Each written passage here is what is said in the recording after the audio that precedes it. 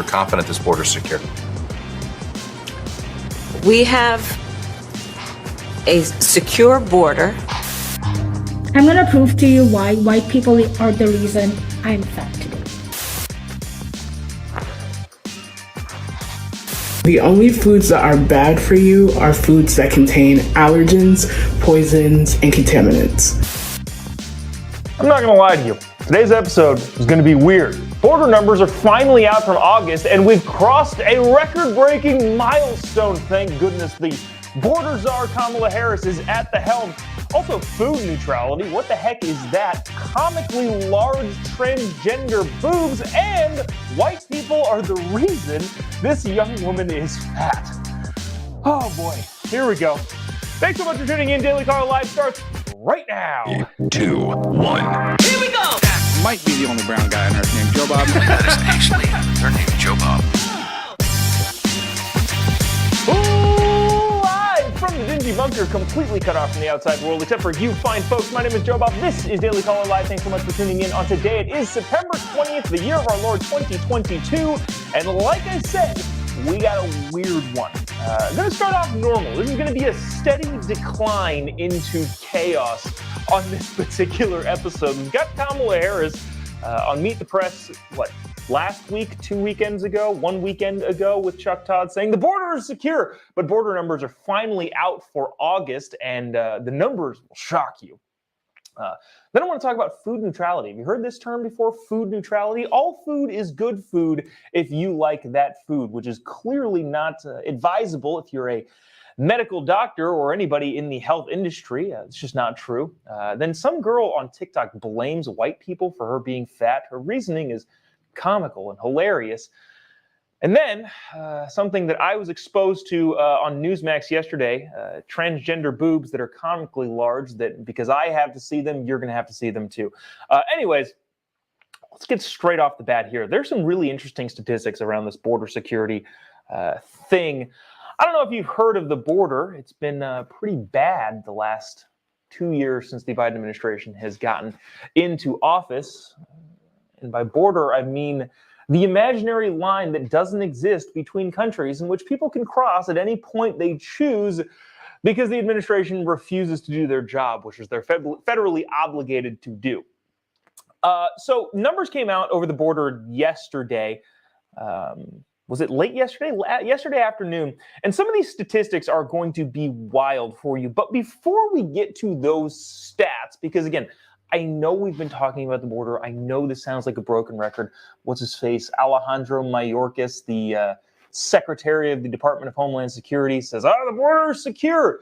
But not yesterday, last week, so last Sunday, I believe, the great border czar, Kamala Harris, went on Meet the Press with Chuck Todd, and he asked, hey, is the border secure?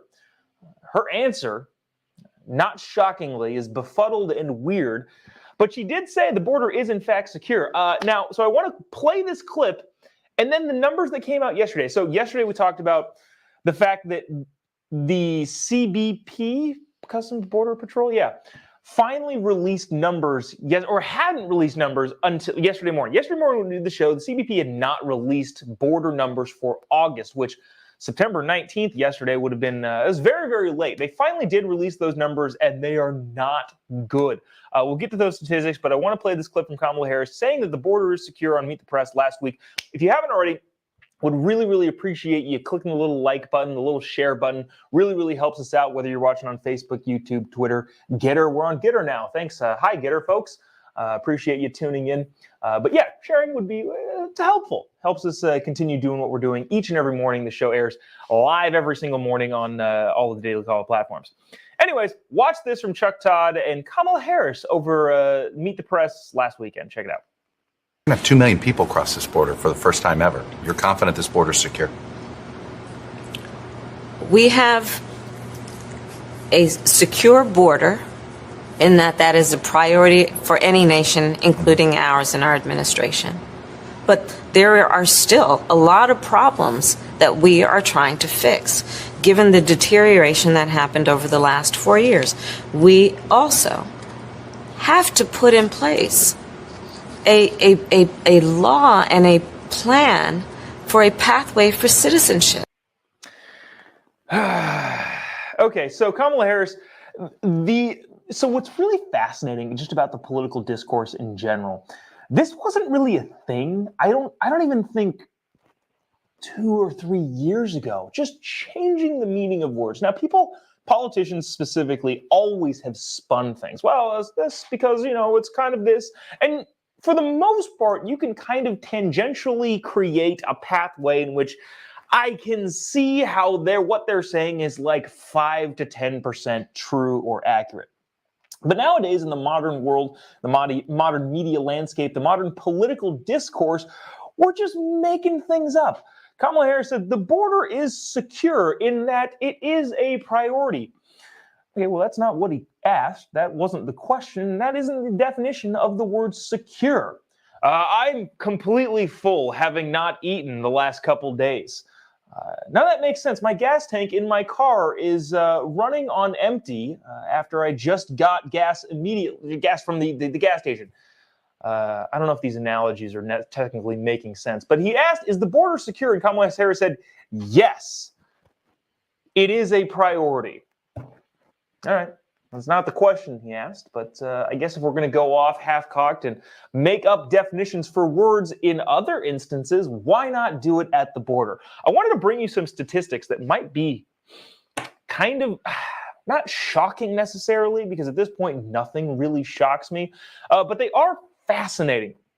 Bill Malugin tweeted yesterday. He's the Fox News guy that's on the border, I believe, every single day. I think he just lives there now. But he had a tweet yesterday. He said, it's official. For the first time, he says migrant, but remember yesterday we talked about we're not using the word migrant anymore. Illegal immigrant encounters at the border have surpassed 2 million in 1 year. CBP reports that there were 203,598 illegal immigrant encounters at the border in August, bringing the total for the annual. So they don't keep track of this as a fiscal year. Well, they keep track of it as a fiscal year, not necessarily an annual year. So the fiscal year has 1 month left.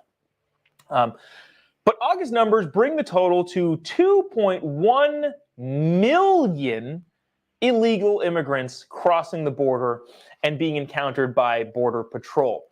And that's still with 1 month left to go. So chances are, I would be willing to bet, we're going to get pretty close to 2.5 million people crossing the border. Now, I don't know about you, but the question that I always have when we have these numbers is, where are all those people? Are they incarcerated? Are they in some sort of facility? Are they spread around the country? What is happening to those 2.1 million people that crossed the border in just this last fiscal year? So I did some digging and tried to figure out where people actually are. This is, I didn't copy down the news outlet that I got these numbers from. But so far this fiscal year through August 2022, immigration judges have issued removal and voluntary departure orders for 99,000 illegal immigrants. So I don't know why they say voluntary departure orders. So we're deporting about 100,000. So of those 2.1 million people this last fiscal year, about 100,000 of them are deported or ordered to deport or forcibly deported. Well, that still leaves 2 million people. Where are those? At the end of August 2022, 1.9 million active cases were pending before the immigration court. So there's a backlog of 2 million people who are claiming amnesty in the United States, and there is a court backlog of about 2 million people. In 2022, 898,000 new court cases were recorded for the fiscal year 2022.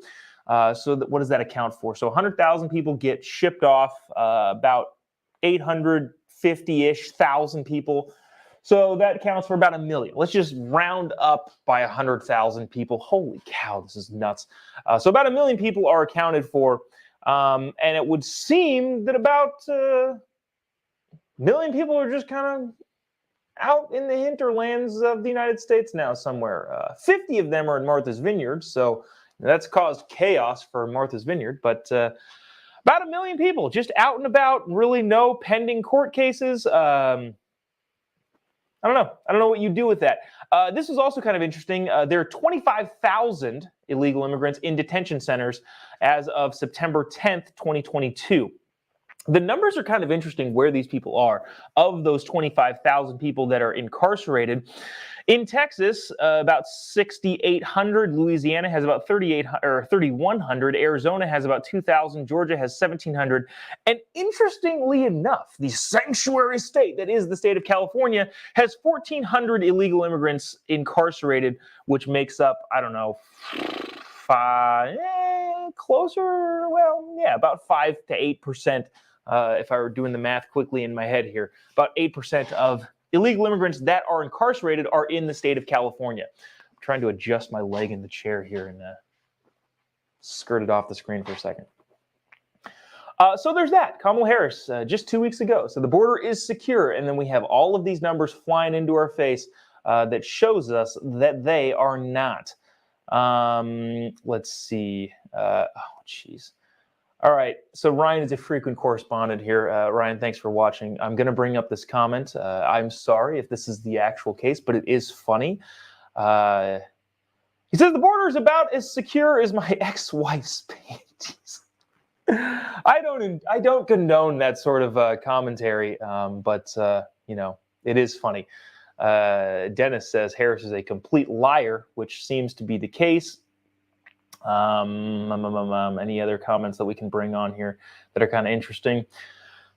All right, as promised, the show's about to take a nosedive, turn for the worse. Food neutrality. You ever heard of this? Food neutrality is peak silliness. Peaking at silliness. Oh, shoot. I think that's a little bit of a typo. I think it still makes sense, but I also think I meant to say peak silliness. Food neutrality, well, actually, you know what? I'm just going to let these brave young women explain to you what food neutrality is.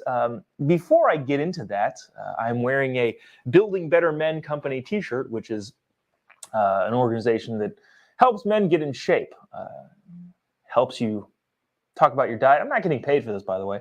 Helps you target your diet and make sure you're exercising appropriately and doing everything you can to be the best physical version of yourself that you can be.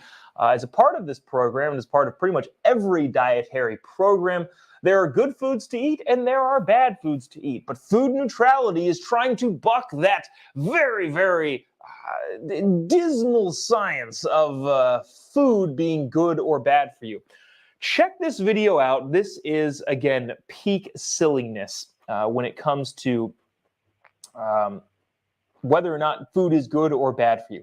Also, if you haven't already, would really appreciate you clicking the little like button or the little share button if you're watching on Facebook, YouTube, Twitter, Getter. We're on Getter now. Hello, Getter friends. Would really appreciate you doing so. It really helps us out with the algorithms. Keep rolling and doing the show each and every morning. Watch this. Food neutrality, peak hilarity, and also kind of scary that people actually buy into this. Check it out. I got us donuts. Those are so bad for you. Oh no, are they moldy? I mean, are they poisoned? Are you allergic? No, I'm just saying. You're judging my food choices based on a false standard of health again, aren't you? Guilty.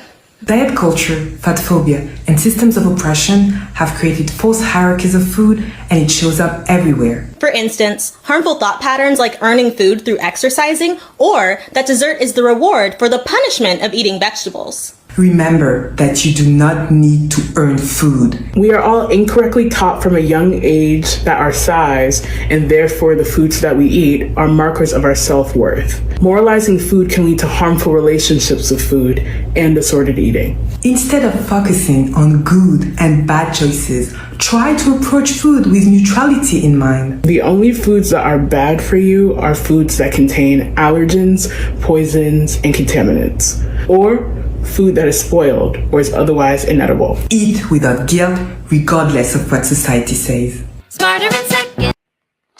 Okay, so that video is again peak silliness when it comes to no, everything is good for you. If you want to eat 19 cheeseburgers, 16 donuts, and 1,000 milkshakes, well, let's put it more reasonably, a dozen milkshakes, that's totally fine, and you'll be totally healthy. We've got to buck this trend of what the conception of health is. What do the people say at the beginning? Oh, I'm just talking about the common disconnection between what healthy actually is and what society tells us. Here's the thing. Whether or not you say something is healthy or not as damaging to you as something else, it is. It is. There are certain things that are just true, and whether or not you want to believe them, it's your prerogative. If you put dish soap in your gas tank, your car isn't going to work. Doesn't mean that we don't want to be fuel neutrality. No. Food neutrality is nonsense. But the reason that we brought this up is because the LA Unified School District, the second biggest school district in the country, shared this video to its Instagram page.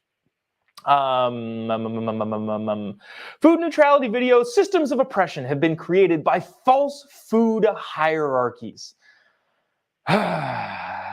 Geez, there are a lot of mean comments that I can bring up. I will leave it at the fact that I guarantee you I will outlive this person because of the discriminatory food choices that I make. And again, I don't want to sit here and fat shame people because I don't want to put people down for, I don't know. People have different life circumstances, and I get that. But at the same time, let's not pretend that being morbidly obese is just okay, and that's going to be fine. Now, do we want to go down this rabbit hole? Briefly, we are on the march to single-payer healthcare, whether you like it or not. That's just the reality of the situation. I hate it. I think it's going to be a disaster. The government doing more things is always bad. If you've watched this show for any amount of time, you'll know that I have one belief that maybe might be two beliefs, that the government is bad at doing things and should do less things, and especially when it comes to healthcare. If the United States government, the federal government, is going to take over the healthcare system and pay for everybody as a single-payer healthcare system, it's going to be worse healthcare for more people. Having said that, unfortunately, I do think that we're on the march to single-payer healthcare at some point or another. It might be 5 years, might be 10 years, maybe 15 years. Hopefully, it's 50 years before we get there. The problem that a lot of us are going to have is that when we're all paying for each other, are we going to be more critical of the choices of other people? Right? If I'm paying for you to have health care and you're driving up the cost because you decide to eat cheeseburgers for every single meal and are 900 pounds, I don't care what people do with their lives now, but if I'm on the hook for your bad choices, I'm going to be slapping cheeseburgers out of people's hands. I'm going to be burning down. That's a bad joke, and I'm going to get taken out of context there. I was going to say I'm going to be burning down pizza joints, even though I love pizza. I'm not actually going to do that. But I will be hypercritical of people making decisions that impact my financial spending. Geez. Okay. So you want to get on to more ridiculous nonsense about people being overweight. And again, I don't want to trash people because, I don't know, that's not what we do here. We generally just like to ridicule bad ideas. But speaking of bad ideas, and again, in our slower downward trajectory of the contents of this episode, this is a young woman who claims that she can prove how and why white people made her fat. Okay. Get your, I don't know, turn this off. Honestly, you should, if you don't want to hear the most ridiculous explanation of why white people made this young woman fat, you should just watch something else. There are better things for you to watch. But if, like me, you enjoy watching a train wreck as it happens, check it out. Watch this. I'm going to prove to you why white people are the reason I'm fat today. If white people didn't go looking for spices, then various sea routes to Indian subcontinent and Africa and other places of the world would not get discovered. And if they didn't get discovered, then East India Company would never come to Indian subcontinent. And if they didn't come, then the fertility of the land would not get destroyed because they forced us to cultivate tobacco and dyes and opioid, things like that. And that destroyed the fertility of my country. And then if that didn't happen, and if they didn't exploit and extract resources until my ancestors were left with nothing to eat, we wouldn't move to this grain heavy, very little nutritious diet that we have today. Also, if white people didn't come to the Indian subcontinent, then my ancestors would not go through 50 small, medium, large famines in a period of 200 years. Okay, so this goes on and on and on. Basically, her point that she's trying to make, well, if white people didn't try to colonize India or in search for spices, here's the thing. Regardless of what people in the past did, you, fortunately, are in control of your own life. You don't need to eat bad food. And there is objectively bad food out there. I don't want to belabor on this too long. I think in the comment section, oh, this is actually kind of interesting. Let me bring up this comment.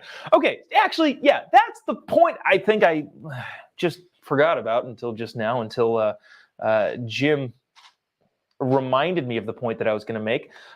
Jim said she's racist. Yeah, interesting. Can you imagine if somebody got up, I was going to say on a stage to give a speech, but in this case, in a TikTok, and decided to make a declarative statement that a particular race, a person's skin color, is to blame for a problem that you have? If I said, Mexicans are responsible for my flat tire, that would be chaos. I would never say anything like that, and I don't think you should say anything like that. But you can't just blame an entire race of people for a problem that you have. Can you imagine if this was the other way around? Can you imagine if, I don't know, there was a white person trying to blame black people for some misfortune that is entirely their own fault? The world would go nuts. The internet would go insane. Twitter would have to shut down because of how mad people are. But apparently, you can just inaccurately blame white people for you being fat if you live in today's modern, ridiculous, bass-ackward society. Let's see. Mike said something kind of funny. I definitely listen to those ladies for all of your health recommendations. You know, Mike, I'm sensing a little bit of sarcasm. Doesn't seem like you actually think that those ladies should be giving you food and health advice. But I appreciate your comment. I think the most probably... some of these comments, you guys are so funny. I think the most apt description of what we were all thinking for these last two segments, before we reach peak bottom, does that make sense? Rock bottom probably makes more sense. Before we reach the bottoms of the depths of this particular episode, I would like to get to Lori's comment, which I think adequately describes what we all think watching these ridiculous videos. What the hell? Yeah. That's it. Lori, you summarized it perfectly. What the hell? And to not let that comment go in vain, we reach our pinnacle of bad on this show. I was subjected yesterday to, I go on Newsmax every single day. I don't know if there are any people who watch Newsmax. Let me know in the comment section if you are one of those people. Every Monday night around 9:45 Eastern, I go on Jen Pellegrino's Prime News show. And unfortunately, yesterday, my eyes were subjected to something that I cannot unsee. And I'm going to show that to you in just a couple seconds. So be forewarned, if you have your bleach ready, you might need to dump it into your eyes because this is the lowest point this show has ever reached. If you haven't already, click the little like button, the little share button. Actually, click any of the buttons that best describe the worst thing you have ever seen outside of murderous rage and all that. That's not what I'm saying. The most ridiculous, gross, disgusting, weird thing you've ever seen, whatever emoji in the little like section describes that for you, go ahead and click that. Also click the little share thing, because if you're subjected to this, your friends should have to be subjected to this also. Without further ado, the most ridiculous thing and the most bleach in your eyes inducing photo I think all of you will ever see. WTF. This is a photo of a high school teacher in Canada. It's a transgender person by the name of Kayla. I think Lemieux. There's a bunch of like Canadian weird French letters in there. It's like UEMIX 4. I don't know. So I'm not entirely sure how to pronounce their last name. But comically large prosthetic boobs on a high school woodshop teacher. Again, I apologize for subjecting all of you to this. But you know, it is what it is. Watch this video of, again, this high school woodshop teacher teaching woodshop. There's no audio on this, so I'm just going to play it. And this is ridiculous. Look, there's a video that I'm going to show after this from Family Guy that I think perfectly encapsulates the entirety of this crazy woke ideology of, if you're a marginalized class, apparently you can just do whatever you want. This is real. By the way, this is real. This is a high school teacher with these ridiculous, comically large boobs that's allowed to talk to students. I will get this out of the way, this disclaimer out of the way. I do genuinely feel bad for this person. Clearly, there's something medically, mentally wrong with this person. I don't know if it's a traumatic experience in the past. I don't know what it is, but there is something very, very wrong with this person. That being said, we as a society cannot allow this to happen. And I don't necessarily know if that's governmental laws that bar somebody like this. I think it's probably a more individual case-by-case basis. I'm hoping the teachers and the students and the parents of this particular school in Canada say, nah, that's not cool. Regardless of the status of the individual, I had a question here, but all right, let me just because, yeah, there's so many of these comments in the comment section. Shake my head, WTF. Let me see. Okay, there's some funny ones that I'm going to read here in a couple seconds, but I wanted to play this very, very brief 8-second clip from a Family Guy episode, which I think, again, perfectly encapsulates what I think of these quote-unquote marginalized communities. Check this out. Watch this. Excuse me, ma'am. No porn at the bar. Oh, it's okay. I'm transgender. Oh, I had no idea. Do whatever you want all the time. That's the problem. That is the problem that I think we are all facing with quote-unquote marginalized communities.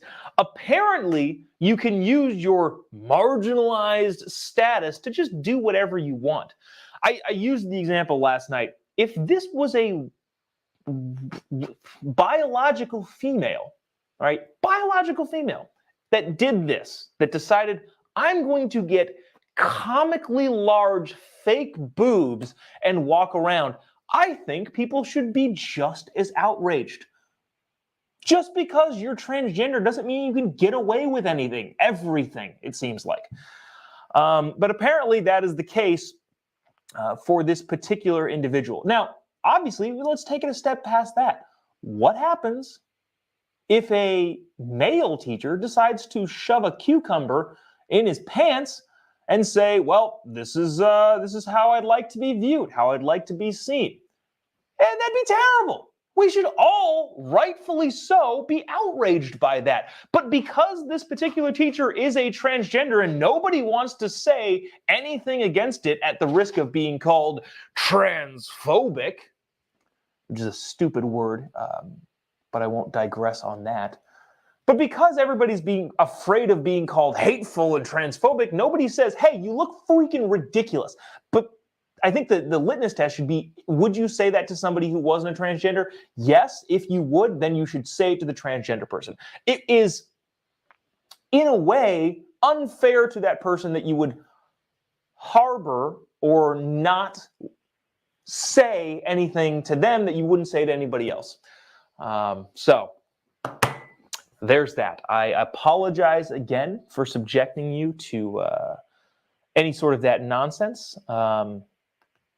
Let me see if I can read some of these comments. Some of these are hilarious. You know what? We're going to go back to Lori.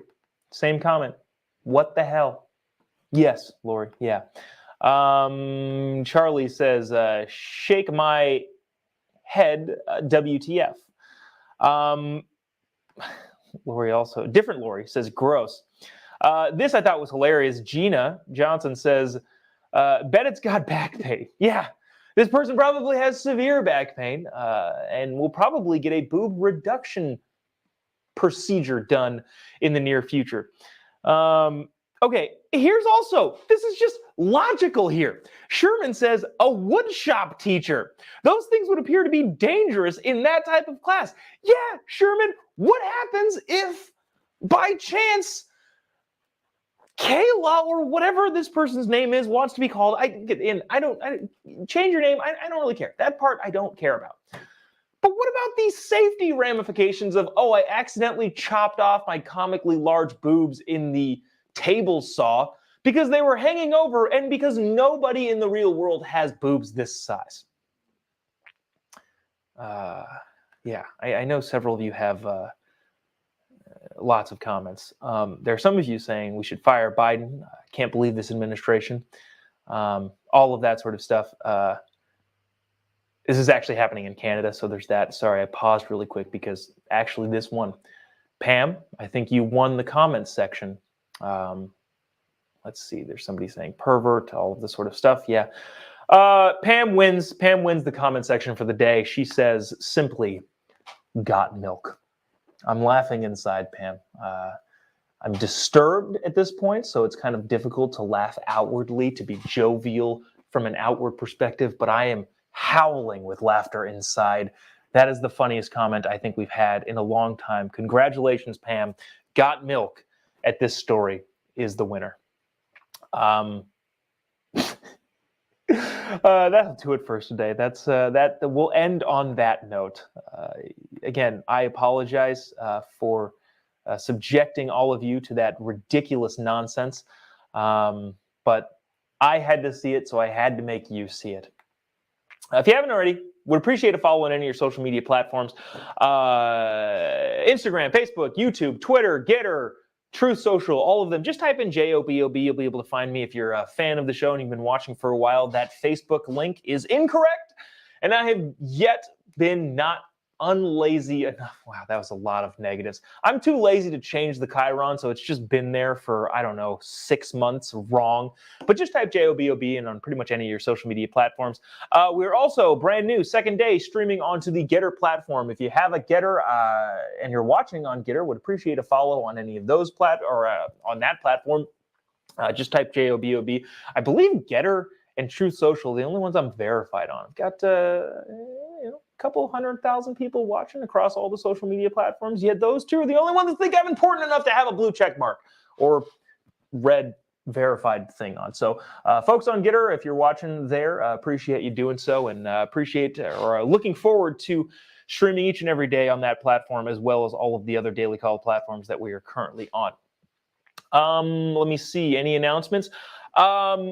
If you're interested, I still haven't decided. There's a press conference that is taking place in 5 minutes that we will be possibly taking live on my Facebook page. So if you're on Facebook, go check me out there. We'll also be, we'll just live stream it everywhere.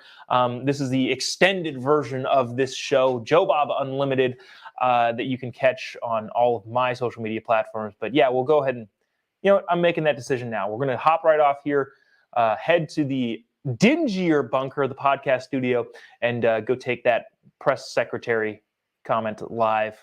And if we don't do that, maybe we'll take the president live. We're going to take a bunch of stuff live on that podcast stuff. So give me a follow on any of your social media platforms. You'll be able to keep up there.